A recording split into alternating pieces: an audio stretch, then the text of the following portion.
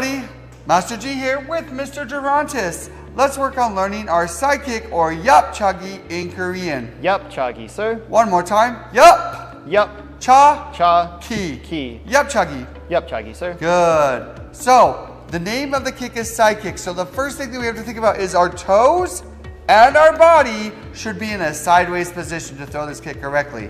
So, starting with that load, you're going to bring your load up first.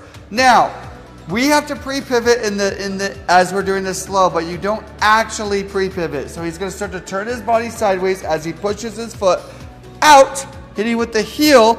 And notice how this foot turns away. And he's going to recoil and put it down.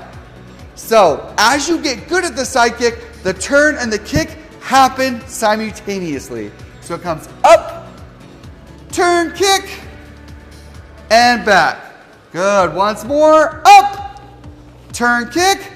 Very correct. Sideways toes, not upwards. It's not correct. Hitting with the heel. And the variation is you can also hit with the blade. Good. And pull back and down. And now let's see some on the bag. Sir. Ready. Height. Height. Good. Once more. Height. Height. Good. And that is our side kick, or yapchagi in Korean. Practice what you learned, make it rock.